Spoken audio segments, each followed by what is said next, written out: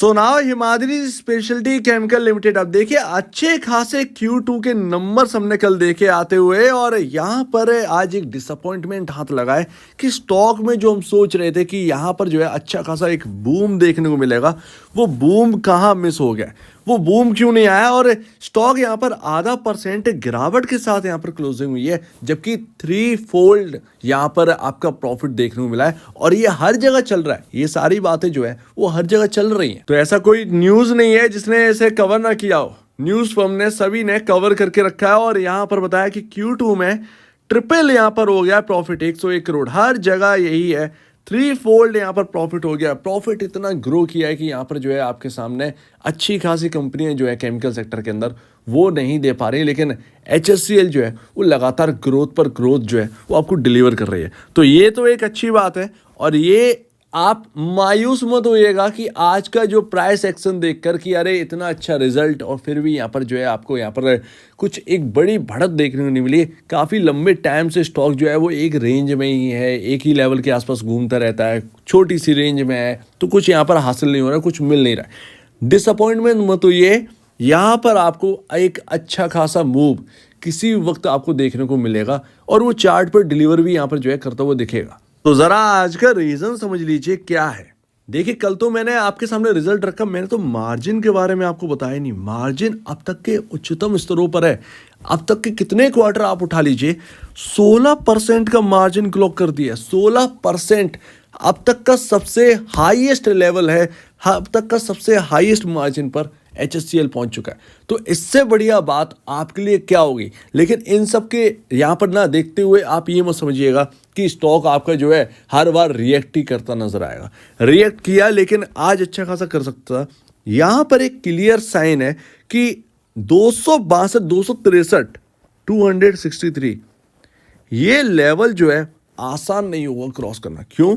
आज आपकी जो ओपनिंग है वो 262 हुई, ठीक है। 262.10 तक यहाँ पर जो है आपका हाई गया और वहीं से आप देखिए गिरावट आ गई।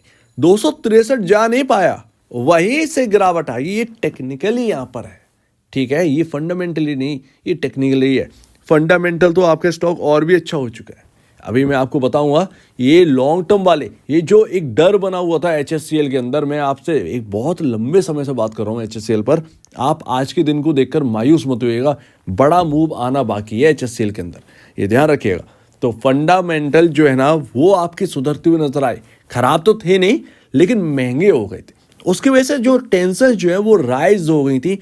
अब वो टेंशन आप देखिए बिल्कुल डब्बे में चली गई, कोई मतलब नहीं है उन टेंशन का। बहुत ही कंफर्टेबल जोन में ये स्टॉक आ चुका है। बहुत ही कंफर्टेबल वैल्यूएशंस जो है वो इस वक्त दिखाई दे, और पीयर कंपैरिजन तो और भी अच्छा है। जो पीयर कंपैरिजन महंगा कह रहे थे उसके कंपैरिजन तो और भी अच्छा है। तो आप फंडामेंटल बिलीव रखो, आप एक अच्छा खासा मूव एंजॉय कर चुके हैं। एक थोड़ी सी थकावट है स्टॉक के अंदर, लेकिन आप ध्यान रखिए ये थकावट जो है ना वो ज़्यादा दिन नहीं रहेगी। अब यहाँ पर जो है टाइम आ चुका है और वो चलेगा।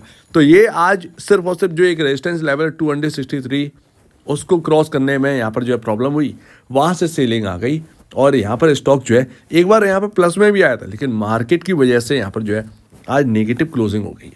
ये प्रॉब्लम है। तो एक कोई प्रॉब्लम नहीं है, ये हो गया सो हो गया। अभी आपको जो है मूव मिलना है अच्छा खासा। अब वो मूव जो है वो देखना है, क्योंकि अभी स्टॉक जो है वो ट्रेंड लाइन को फॉलो कर रहा है, बिल्कुल सटीक ट्रेंड लाइन। इस हिसाब से तो मूव जो है वो अपसाइड का मिलना चाहिए। और 263 अगर टूटेगा, आप ये समझिए कि हर्डल अगर बन के बैठे हैं 263, ये जैसे ही ये ब्रीच होगा, ये टूटेगा, आप देखिएगा कि अच्छा खासा स्पाइक इस स्टॉक के अंदर देखने को मिलेगा। लेकिन हमें वेट करना है 263 के ऊपर निकलने का। स्टॉक इस वक्त जो है ना वो बिल्कुल ये कह रहा है कि 263 के ऊपर मैं नहीं निकल रहा। अभी जैसे ही निकलेगा, और बहुत लंबा टाइम नहीं, चार्ट के हिसाब से तो यहाँ पर जो है ना बहुत कम, मतलब 5-6 दिन के अंदर कहीं ना कहीं यहाँ पर जो है एक अपसाइड यहाँ पर ओपन होने चाहिए। लेकिन अगर ये ट्रेंड लाइन भी ब्रीच हुई तो फिर एक प्रॉब्लम होगी। चलिए ये बाद में बात करते हैं। सबसे पहले देखते हैं कि कितने चेंजेस हो चुके हैं। तो जैसा कि मैंने आपसे कहा था कि मार्केट कैप से आप जज नहीं कर सकते कि आपका स्टॉक काफ़ी ज़्यादा महंगा हो चुका है। नहीं, आप नहीं कर पाओगे, ना मैं कर पाऊँ, ना कोई और कर पाएगा। हालांकि बस आप ये कर सकते हैं कि जो पी रेशियो है उससे सटीक एक अंदाज़ा लगा सकते हैं। और मार्केट कैप है, आप ना जैसे ही पी रेशियो सस्ता होता जाएगा तो मार्केट कैप ऑलरेडी अब वैल्यूएशन कंफर्टेबल जोन में होंगी तो इंक्रीज तो होंगी, तो वो मार्केट कैप भी इंक्रीज होगा, प्राइस इंक्रीज होगा, तो वो तो हो नहीं है। तो उस हिसाब से तो मार्केट कैप से आप मत तोलिएगा कभी। यहाँ पर अब ये ना आपका तैयारी कर रहा है और यहाँ पर पी रेशियो पर ही ध्यान दीजिएगा सिर्फ। और जैसा कि कल हमने कैलकुलेट किया था और उससे पहले कैलकुलेट किया तो क्या अपने कैलकुलेशन से तो काफ़ी बेहतर आ चुका है। लेकिन यहाँ पर ईपीएस देखिए 7.46 पर आपका ईपीएस पहुँच चुका है। 5.66 का ईपीएस था अगर आपको याद हो पिछले क्वार्टर को जोड़ जाड़ कर, और आप देखिए 7.46 ग्रोथ है। ग्रोथ पर भरोसा रखिए। 33.86 पर आपका पी रेशियो है। आज गिरावट ही थोड़ा सा और डाउन साइड यहाँ पर देखने को मिलेगा पी रेशियो में, उसकी वजह से एक कैलकुलेशन होगी, राइट। तो वो यहाँ पर है। तो यहाँ पर सीधी सी बात है, सिंपल सी बात है, बढ़िया है जो भी है, सब कुछ यहाँ पर बेहतर है। आपका 33.86 का जो पी रेशियो है ना वो बहुत कुछ बयां कर रहा है। आप इंडस्ट्री भी आप देखिए 33.50 पर है, ऑलमोस्ट मोटा मोटा वहीं पर है। कल आप 43, 40, 42, 43 के आसपास के पी रेशियो पर थे और वो गिरकर यहाँ पर देखिए कैलकुलेट होकर किस तरीके से यहाँ पर ईपीएस इंक्रीज हुआ, वो कैलकुलेट होकर आप कंफर्टेबल जोन में पहुंच गए या नहीं। तो यही तो चाहिए था, और क्या चाहिए था। 54.72 की बुक वैल्यू हो गई। इसके साथ साथ प्राइस टू बुक वैल्यू देखिए 4.62 के प्राइस टू बुक वैल्यू पर है। आपका जो बुक वैल्यू है उससे 4.62 टाइम ऊपर वर्क कर रहा है स्टॉक। अपने पीयर कंपैरिजन बहुत ही कंफर्टेबल जोन में पहुंच चुका है अगर आप इस हिसाब से देखेंगे तो। और ये कॉन्फिडेंस आ कहां से रहा है, जब मैं ये देखता हूं ना कि एसआरएफ का 35.37। वैसे तो मैं ऑलरेडी आपसे कह चुका हूं केमिकल सेक्टर में हर एक स्टॉक का पी रेशियो अपना एक अलग है, हर एक की अपनी एक अलग चाल है, हर एक की अपनी अलग वैल्यूशन है, हर एक का अलग अपना जो है एक इमेज है मार्केट में, कह सकते हैं बिल्कुल बहुत ही अलग केमिकल सेक्टर है। मतलब समझना बहुत मुश्किल है, टफ है। लेकिन जब मैं इन सभी पी रेशियोज को देखता हूं तो सारे के सारे मुझे ज़्यादातर सिर्फ टाटा केमिकल एक ऐसा है जो कि 11 के पी पर है, सिर्फ और सिर्फ वो।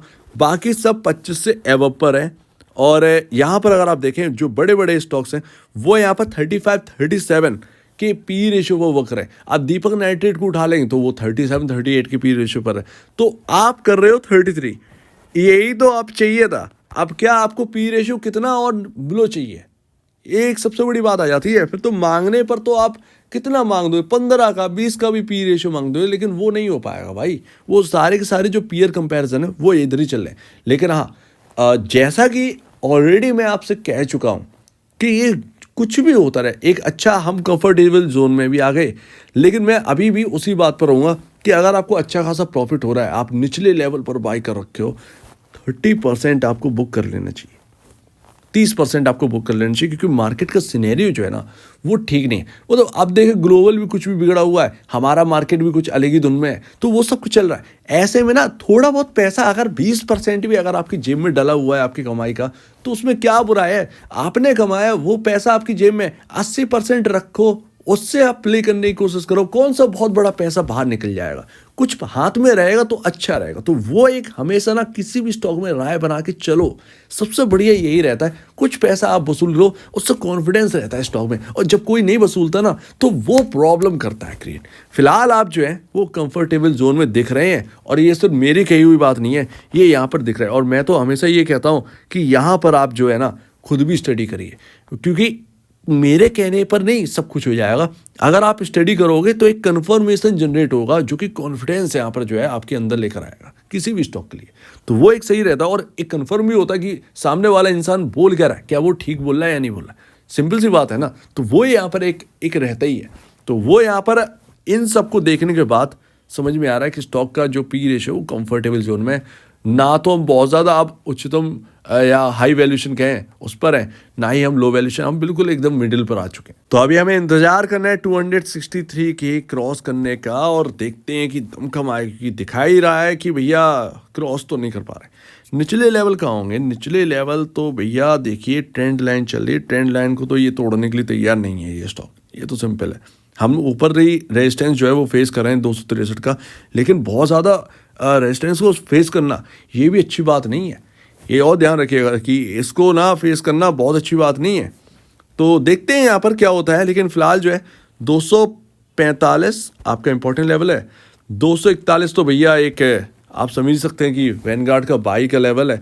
और अब लगता नहीं है कि कोई डाउन साइड पकड़ेगा। कितना मतलब कहाँ पी रेशियो ले जाओगे, वो सबके कंफर्टेबल जोन में तो आ ही चुके हैं, तो इतना टेंशन अब दिख नहीं रहा है। हाँ, मार्केट का थोड़ा सा उथल पुथल हो सकता है, लेकिन बहुत बड़ी कोई गिरावट की संख्या जो है ना वो अब दिखती नहीं है, तो वो एक सबसे बड़ी बात है। सो उम्मीद है आप इस बात को ध्यान में रखेंगे। आपका क्या कहना है इसके ऊपर कमेंट सेक्शन में कहिएगा, और अब वीडियो देखने के लिए बहुत धन्यवाद दोस्तों।